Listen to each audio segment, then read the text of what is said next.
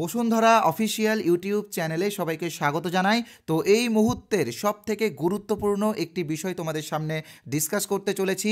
বিশেষ করে তোমরা যারা 2022-এর টেট পাস ক্যান্ডিডেট আছো, তো তোমাদের মধ্যে থেকে অনেকেই কমেন্ট করে জানতে চেয়েছিল যে 2022 টেট পাস আগামীতে কতজন ইন্টারভিউ দিতে পারবে।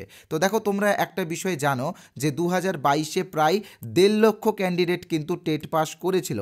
তো এর মধ্যে থেকে কতজন ইন্টারভিউ দিতে পারবে এই বিষয় নিয়ে কিন্তু তোমরা অনেকেই অনেক রকম কমেন্ট করেছো। তোমরা কেউ বলছো যে 40,000 ক্যান্ডিডেট ইন্টারভিউ দেবে, আবার তোমরা কেউ বলছো যে 50,000 ক্যান্ডিডেট ইন্টারভিউ দেবে, আবার অনেকে এটাও বলছো যে 2022-এ যে সমস্ত বিএড ক্যান্ডিডেটরা টেট পাস করেছে তো তারা কিন্তু ব্রিজ কোর্সের সুবিধা পাবে এবং তারাও নাকি আগামী নিয়োগে সুযোগ পাবে। তো দেখো, আসল সত্যি কি সেটা কিন্তু আমি এখানে পয়েন্ট টু পয়েন্ট ডিসকাস করব এবং তোমরা এই বিষয়টা সকলেই বুঝতে পারবে যে আগামী নিয়োগে আনুমানিক কতজন ইন্টারভিউ দিতে পারে। তো দেখো, একটা কথা তোমাদেরকে আমি প্রথমেই বলে রাখি। তোমরা অনেকেই বলছো, বিশেষ করে তোমরা যারা 2022-এর টেট পাস বিএড ক্যান্ডিডেট আছো, তোমরা অনেকেই আমাকে কমেন্ট করে এই বিষয়টা নিয়ে বলতে বলেছিলে যে ব্রিজ কোর্সের সুবিধা কারা পাবে। তো দেখো, একটা কথা তোমরা অবশ্যই মনে রাখবে, মাথায় রাখবে যে গত 11ই আগস্ট 2023-এ মহামান্য সুপ্রিম কোর্টের পক্ষ থেকে বিএড ভার্সেস ডিএলএড মামলার ফাইনাল জাজমেন্ট চলে আসে এবং সেই জাজমেন্ট আসার আগে যারা যারা চাকরি পেয়েছে বা যারা যারা চাকরি করছে তো তাদের জন্যই কিন্তু শুধুমাত্র এই ব্রিজ কোর্সটা আনা হয়েছে।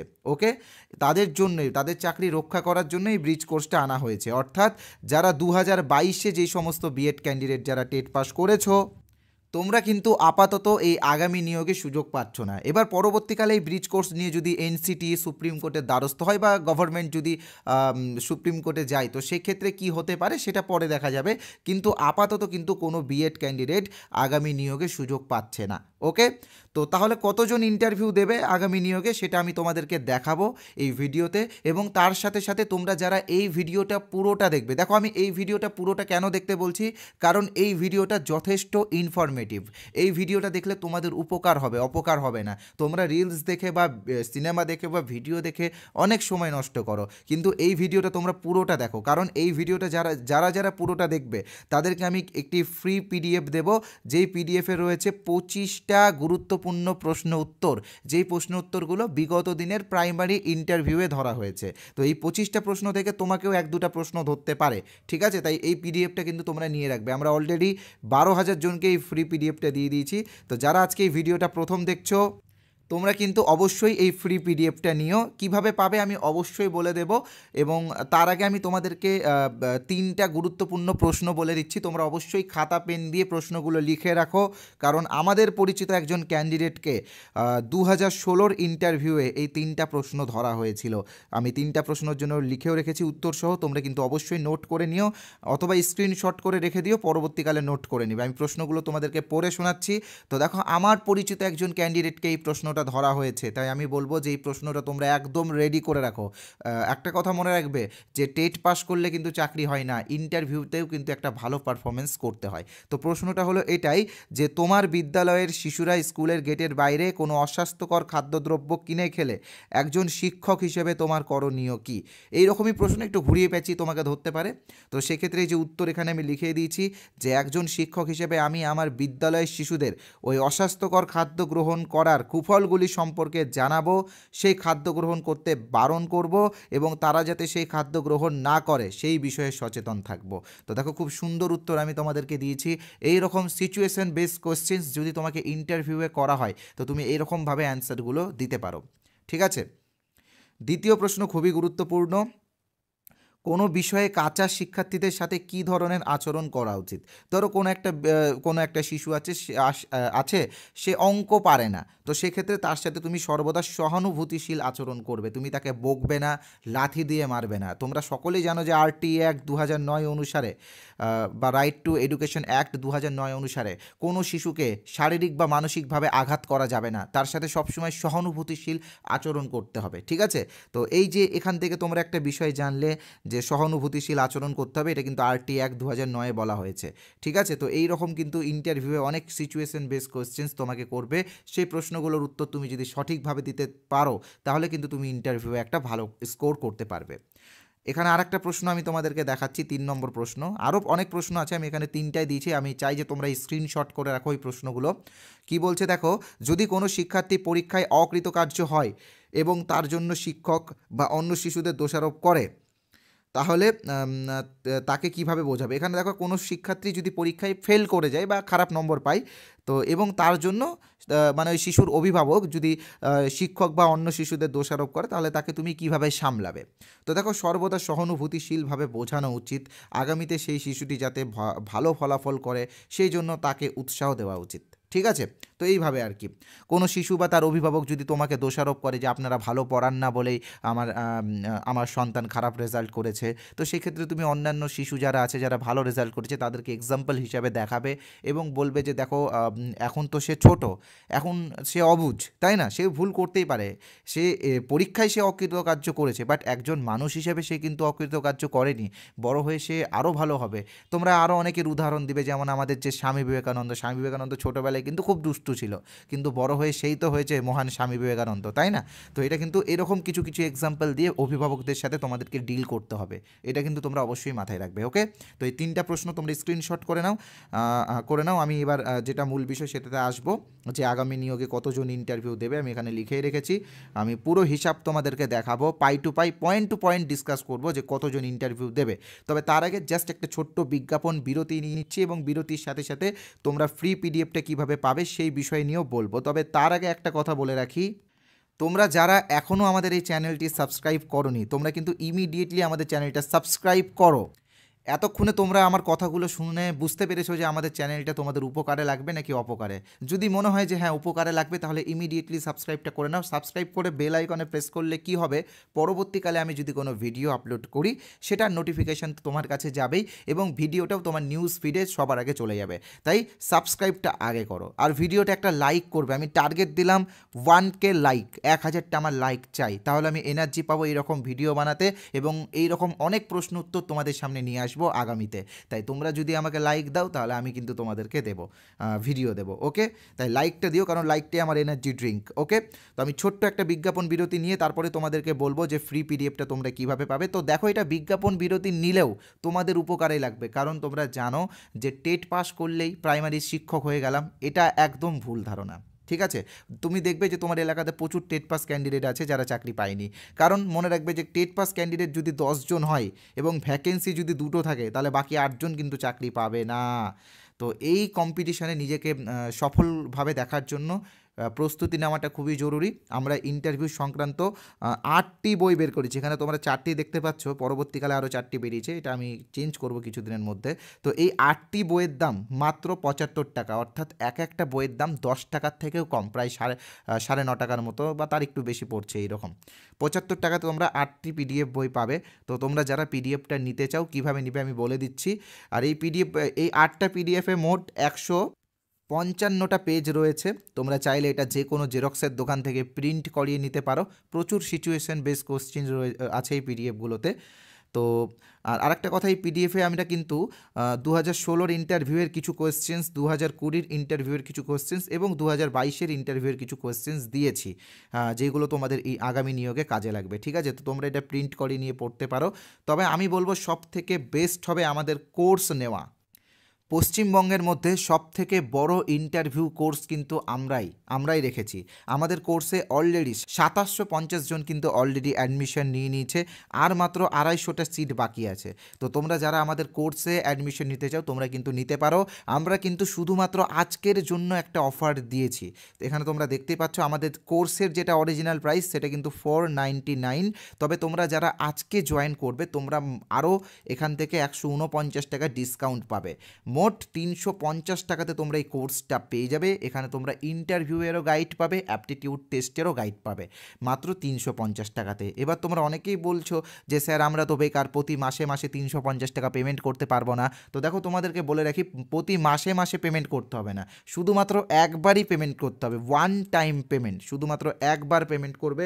যতদিন না পর্যন্ত ইন্টারভিউ হচ্ছে ততদিন পর্যন্ত এই কোর্সটা তোমরা দেখতে পাবে।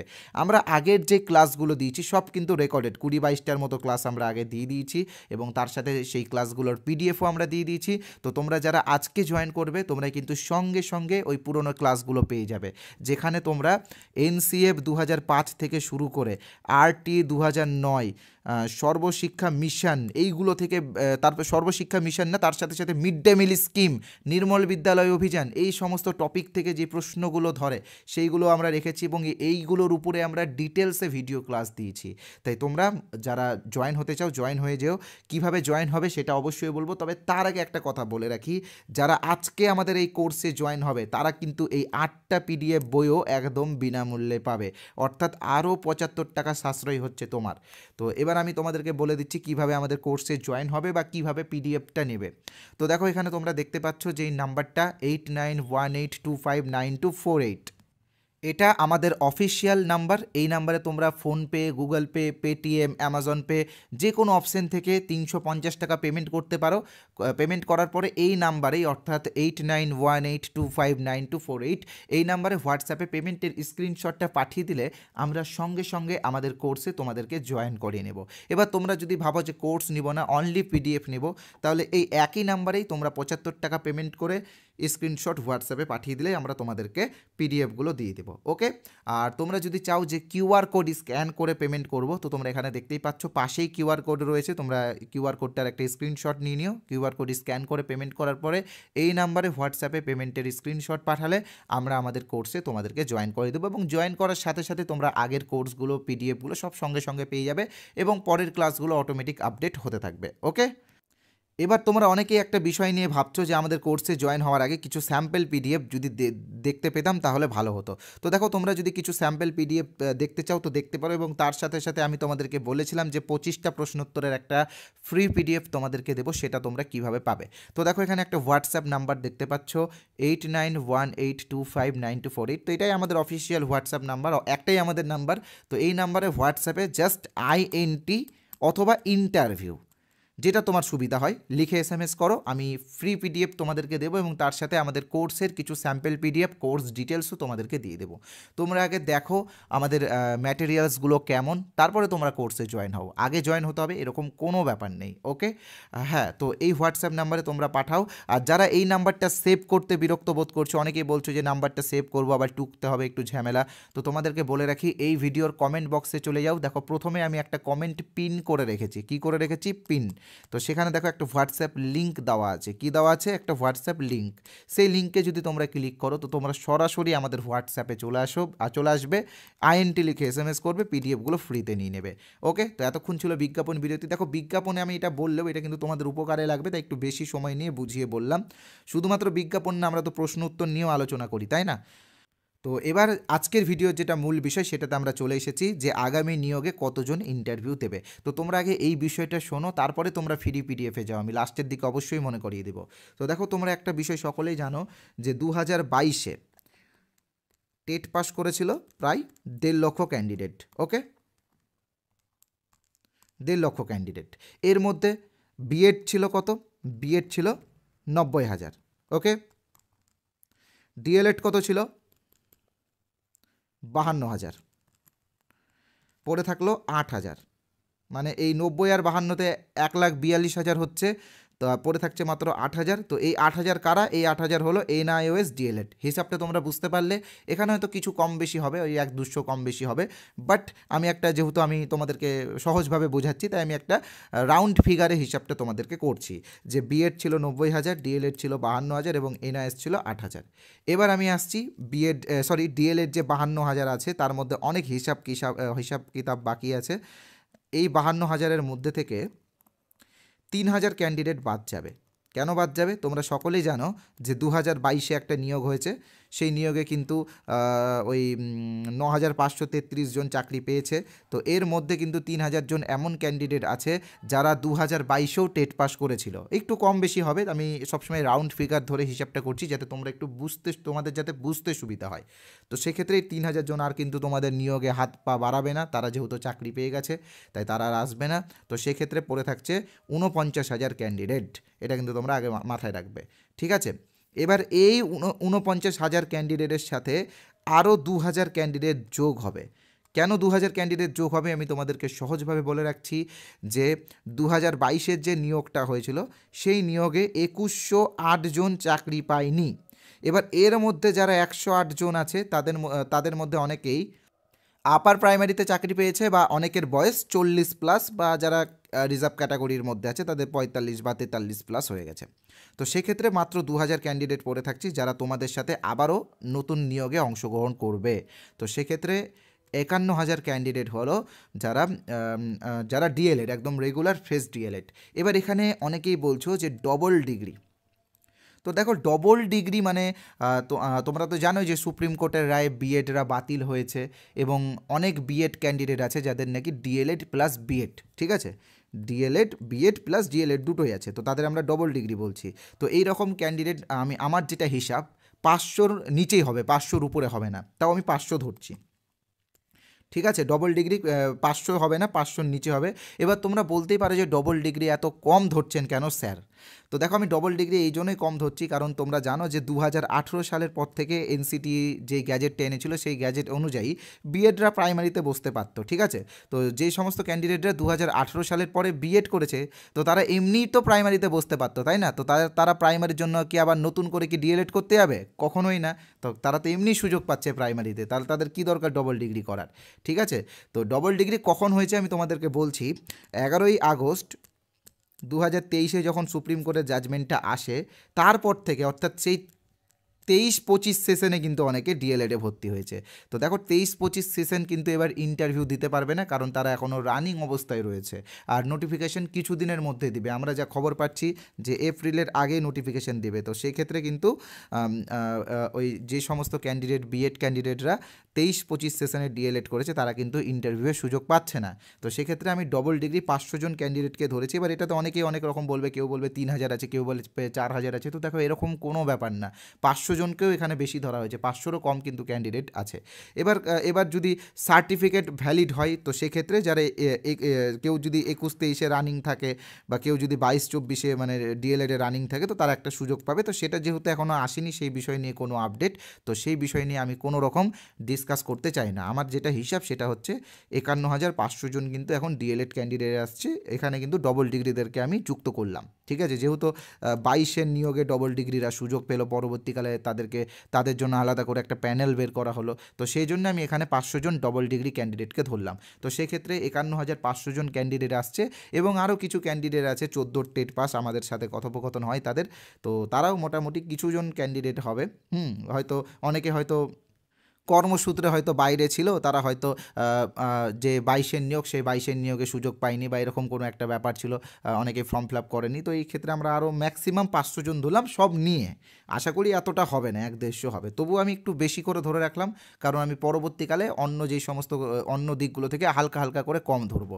তো সেক্ষেত্রে 52,000ই ক্যান্ডিডেট দেখা যাচ্ছে যারা রেগুলার ডিএলএড, এবং এই 52,000 ক্যান্ডিডেট কিন্তু আগামী নিয়োগে ইন্টারভিউ দিতে পারবে। এবার আমি আসবো এনআইওএসদের নিয়ে।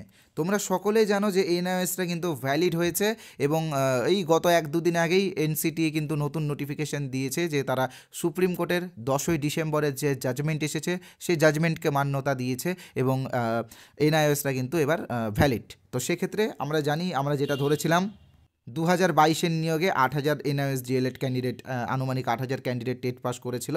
তো সেক্ষেত্রে এবার কিন্তু 60,000 ক্যান্ডিডেট হলো এনআইওএসদের নিয়ে।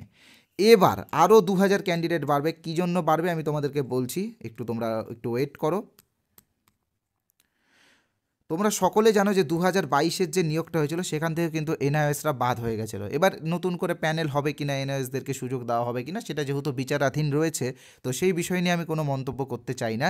কিন্তু সেই এনআইওএস ক্যান্ডিডেটরাও কিন্তু আগামী নিয়োগে ইন্টারভিউয়ের সুযোগ পাচ্ছে। তো সেক্ষেত্রে ওই 2022-এর নিয়োগের যে ক্যান্ডিডেটগুলো ছিল এনআইওএস, তারাও কিন্তু 2,000 জন আরও বাড়ছে, ঠিক আছে। এরা সব কিন্তু 14 টেট পাস, কারণ তোমরা জানো যে 17তে যখন নোটিফিকেশান দেয় তখন কিন্তু এদের ট্রেনিংটা কমপ্লিট ছিল না।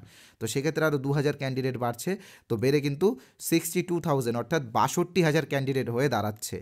তো আপাতত 62,000 ক্যান্ডিডেট, এবং এর সাথে 2023-এর টেট যদি ইনক্লুড হয় অর্থাৎ 2022-23 যদি একসাথে ইন্টারভিউ হয় তো সেক্ষেত্রে আরও 8,000 জন ক্যান্ডিডেট বাড়বে। কেন বাড়বে আমি তোমাদেরকে বলে দিচ্ছি। যে 2000 তোমরা অনেকেই বলতে পারো যে 2023-এ মাত্র 8,000 জন টেট পাস করবে, এটার কোনো যুক্তি হলো? তো দেখো তোমরা সকলেই জানো যে 2022-এর টেটের প্রশ্ন আর 2023-এর টেটের প্রশ্নের মধ্যে দিনরাত পার্থক্য আছে। 2023-এর টেটের প্রশ্নটা কতটা কঠিন হয়েছিল সেটা তোমরা দেখলেই বুঝতে পারবে। তো সেই জন্য আমরা কিন্তু এখানে 8,000 ক্যান্ডিডেট ম্যাক্সিমাম ধরেছি, আশা করি তার কমই পাস করবে। এবার যদি 2-3টা প্রশ্নের অপশন যদি ভুল হয়ে থাকে তো সেই ক্ষেত্রে কিন্তু আরও ক্যান্ডিডেট বাড়তে পারে, কারণ তোমরা জানো যে জেনারেলদের 90-তে টেট পাস আর যারা রিজার্ভেশনে রয়েছে তাদের 82, হয়তো কেউ 1-2 নম্বরের জন্য পাস করতে পারবে না, এবার দেখা হলো প্রশ্ন ভুলের জন্য তাদের 2 নম্বর করে বেড়ে গেল, তো সেই ক্ষেত্রে আলাদা ব্যাপার। আপাতত আমি 8,000 ক্যান্ডিডেটই ধরলাম, তো সব মিলিয়ে দাঁড়াচ্ছে 70,000 ক্যান্ডিডেট আগামী নিয়োগে ইন্টারভিউ দেবে। বুঝতে পারছো কম্পিটিশনটা কত লেভেলে হবে? তাই কে তোমাকে 40,000 বললো, কে তোমাকে 50,000 বললো, কে তোমাকে 60,000 বললো, বা কে তোমাকে 1 লাখ বললো, তাদের কিন্তু কোনো হিসাব নেই, আনুমানিক। আমার হিসাবটাও আনুমানিক, কিন্তু আমি এখানে তোমাদেরকে প্রত্যেকটা বিষয় পয়েন্ট টু পয়েন্ট বলে তোমাদের সামনে তুলে ধরলাম। তাহলে এখানে কিন্তু 70,000 জন দাঁড়াচ্ছে। এবার যদি ভ্যাকেন্সি ধরো 12,000 থাকে বা তার একটু কম বেশি থাকে, তো সেই ক্ষেত্রে 6:1 রেশিওতে চাকরি হবে, অর্থাৎ 6 জনের মধ্যে 1 জন চাকরি পাবে। কম্পিটিশান কতটা হবে তোমরা কিন্তু বুঝতে পারছো।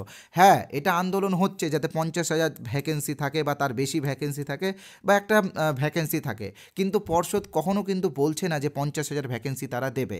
তারা কিন্তু বারবার এটাই বলছে যে পর্যাপ্ত পরিমাণে ভ্যাকেন্সি থাকবে। তো এখন কত ভ্যাকেন্সি অ্যাপ্রুভ হবে সেটাই দেখার। আর তোমরা জানো যে এমনিতেই সরকারি স্কুলে কিন্তু ছাত্র সংখ্যা দিন দিন কমছে, কারণ বেসরকারি স্কুলগুলো লাইসেন্স পেয়ে গেছে, ওখানে সবাই তাদের ছেলে মেয়েদের ভর্তি করছে। তো সেক্ষেত্রে যে 50,000 ভ্যাকেন্সি দেবে এটা কিন্তু আমরা একদম আশা করতে পারি না। হ্যাঁ, এটা ঠিক যে আন্দোলন করতে হবে, আন্দোলন চালিয়ে যেতে হবে 50,000 ভ্যাকেন্সির জন্য। তো সেক্ষেত্রে যাতে যেটা ভ্যাকেন্সি থাকবে সেটা যাতে একটু বাড়ে। আবার তোমরা অনেকেই দেখেছিলে যে ব্রাত্য বসু বিধানসভায় দাঁড়িয়ে বলেছিলেন যে 5,000 5,500 সামথিং ভ্যাকেন্সি। তো সেই জায়গায় দাঁড়িয়ে কিন্তু আমরা 12 থেকে 15,000 ভ্যাকেন্সি ধরে চলছি, তোমরাও কিন্তু এটা ধরে চলো এবং তোমরা এবার অনুমান করো যে কম্পিটিশন কতটা হচ্ছে। তো সেক্ষেত্রে একটা কথা তোমরা মনে রাখবে যে ইন্টারভিউয়ের প্রস্তুতি কিন্তু তোমাদেরকে নিতেই হবে এবং ইন্টারভিউটা ভালোভাবে দিতে হবে। আমাদের কাছে কোর্স নিতে হবে এরকম কোনো ব্যাপার নেই, তুমি তোমার মতো সেলফ স্টাডি করতে পারো, তুমি তোমার মতো প্রস্তুতি নিতে পারো, কিন্তু আমাদের যে কোর্স আছে এই কোর্সে কিন্তু আমরা তোমাদেরকে যতটা পেরেছি হেল্প করতে চেয়েছি, যতটা পেরেছি যে রিসেন্ট যে প্রশ্নগুলো ধরা হচ্ছে কেভিএস স্টাইলের যে প্রশ্নগুলো প্রাইমারিতে ধরা হচ্ছে সেই প্রশ্নগুলো আমি তোমাদের সামনে তুলে ধরার একটা চেষ্টা করছি। তাই তোমরা যারা আমাদের কোর্সে জয়েন হতে চাও আমি বলবো জয়েন হয়ে যেও। আমি তোমাদের জন্য 350 টাকা রেখেছি আজকের জন্য, এমনি এটা 499। দেখো 499 হলেও কিন্তু এটা তোমাদেরকে একবার পেমেন্ট করতে হবে। একটা বই কিনতে গেলে কত টাকা খরচা হয়, মোবাইলে রিচার্জ করতে গেলে কত টাকা খরচা হয়, এটা তোমরা জানো। তো সেই জায়গায় দাঁড়িয়ে একটা প্রাইস আমি রেখেছি যাতে তোমাদের সকলের সাধ্যের মধ্যে থাকে এটা, ঠিক আছে? আর হ্যাঁ, আমাদের টেলিগ্রাম চ্যানেল যারা জয়েন হয়নি তারা জয়েন হয়ে থাকতে পারো, এখানে আমরা বিভিন্ন রকম আপডেট বা বিভিন্ন রকম নোটিফিকেশন যদি আসে তো সেটা দিয়ে থাকি। টেলিগ্রাম চ্যানেলের লিঙ্ক ডেসক্রিপশন বক্সের সবার প্রথমে যে লিঙ্কটা সেটাই। আর যারা আমাদের চ্যানেলটা এখনও সাবস্ক্রাইব করোনি আমি রিকোয়েস্ট করবো তোমরা আমাদের চ্যানেলে সাবস্ক্রাইব করো। যারা কোর্স নেবে বা যারা ফ্রি পিডিএফ নেবে তারা এই নাম্বারে আমার সাথে হোয়াটসঅ্যাপে যোগাযোগ করবে। আমি বলেই দিয়েছি কীভাবে তোমরা ফ্রি পিডিএফ পাবে, ভিডিওর মাঝখানে বলাই আছে। তোমরা যারা এখন ভিডিওটা দেখছো তোমরা মাঝখানে দেখে নিও কীভাবে বলেছি। তো ধন্যবাদ ভিডিওটা দেখার জন্য।